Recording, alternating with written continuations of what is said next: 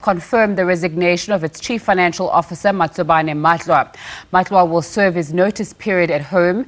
SARS says Head of Procurement Johnston Makabu will act in the position of CFO.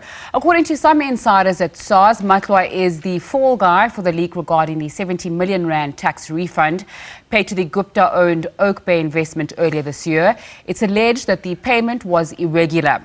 The latest ruction at SARS comes on the back of news that South African Revenue Service Commissioner Tom Moyane allegedly visited Dubai in December 2015 when the Gupta family were also in the country. This is according to travel records contained in the Gupta leaks emails. Moyane reportedly made 5 trips to Dubai between June 2015 and December 2016 at the same time as the Guptas.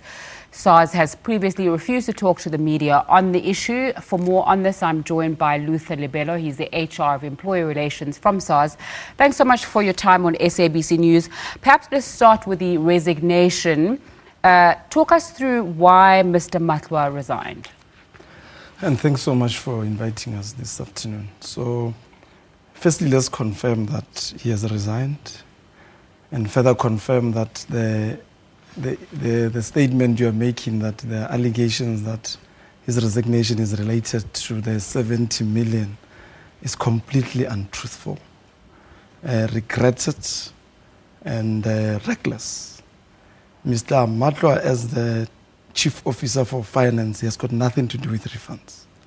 So if you make your submission, as you know, with your tax submissions, and our e-file says we are owing you, and there is nothing to audit, our systems will pay you automatically. There's no human intervention there.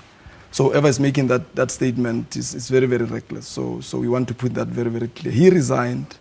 He informed the commissioner around December that he might not stay long. Mr. Matlwa is a seasoned chartered accountant in his very late years, and he told the commissioner that he's not going to stay for over 3 years. So we knew, at least from December, that he might not last for this year. And that's why it was easy for us when he resigned that he can serve his notice at home, because we already had plans of succession for him. But it's very important that we clarify that notion that he was involved. He doesn't get involved into those things. There are committees that deals with that, and the system also deals with that. We've read reports that Commissioner Tom Moyane was the one who signed off on that 70 million rand VAT refund, allegedly after some people were trying to block it. Clarify for us then what happened there. You know, and people make this statement. So there has been an effort, dismal effort, but very serious, concerted effort to link Commissioner Moyane to the Guptas. We receive media queries at least daily about some stupid question to try to link him. And this is part of that narrative to try to link him.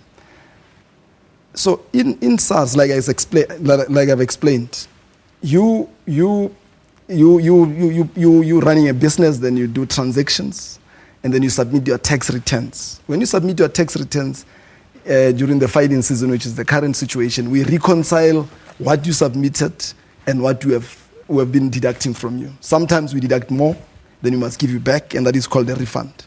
And it goes through the risk engine. So the risk engine works like this. So if you submit your documents now, and you've been working for SABC, nothing has changed, SARS will say we are owing you 10,000 rand.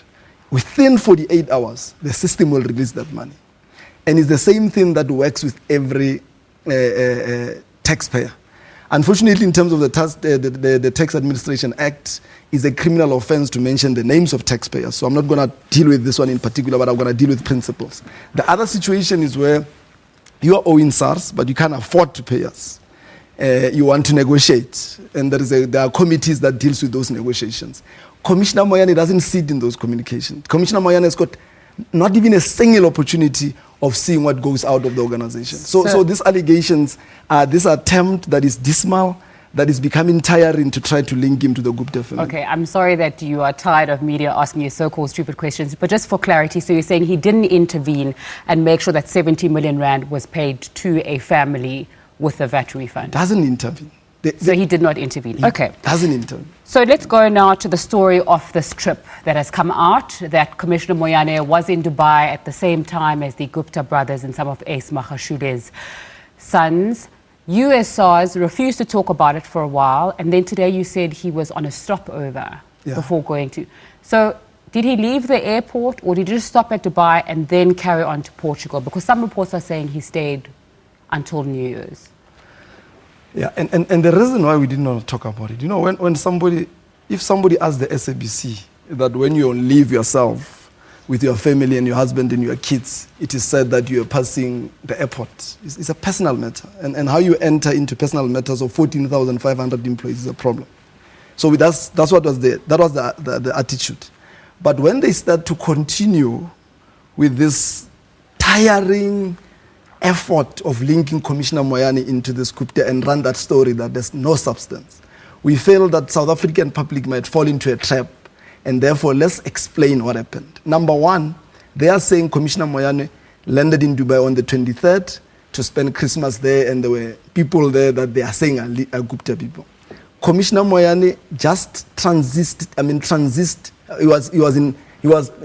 looking for the word. In transit. In transit from South Africa, getting to Dubai to go to Portugal. He was with his wife and his son. He was on a family holiday. He was on leave. He went to Portugal, spent Christmas in Portugal. He came back from Portugal on the 29th, passed through Dubai, spent some time there with the family, and came back this side. But what is very important in our statement, which we want your listeners to take home, is that in our statement, Commissioner Moyane is saying he has never met the Gupta family, both in his professional life or in his personal life. So we are saying this so that you guys from the media must stop asking us about Commissioner Moyane and the Gupta. He has never met them in his life. No, but the thing is, it's difficult to stop asking, and I think, although your point is correct about perhaps I'm going on holiday with my husband, it's not fair to ask. Commissioner Moyane is not just a news anchor or someone on the street. I agree. He heads up SARS, and trust and integrity is an integral part of making sure that we as taxpayers trust you with our money, with our taxes, and to keep this country moving. Why do you believe then, if he has no association with the Guptas, he has never met them, that the Gupta emails, which some ministers, like our Minister Ayanda Tolo, have confirmed are real, why do they mention him and making arrangements for him to go to Dubai? No. I don't know where you get that. That's not true. Okay. Commissioner Moyane is not appearing in any of those emails. None. I don't know where you get that.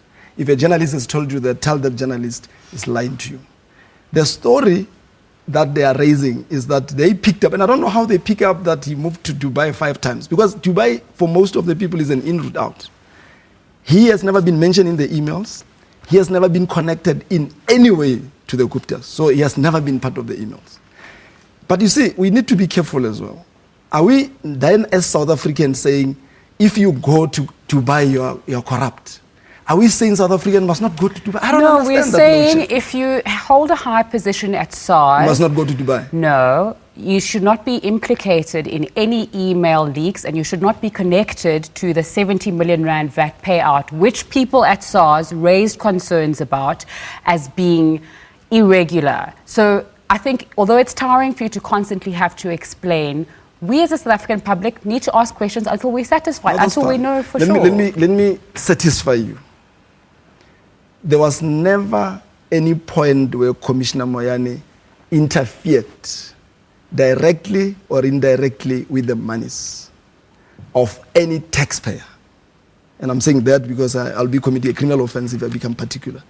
But secondly, Commissioner Moyane does not, you must read those media statements. I read all of them, I didn't hear the email one.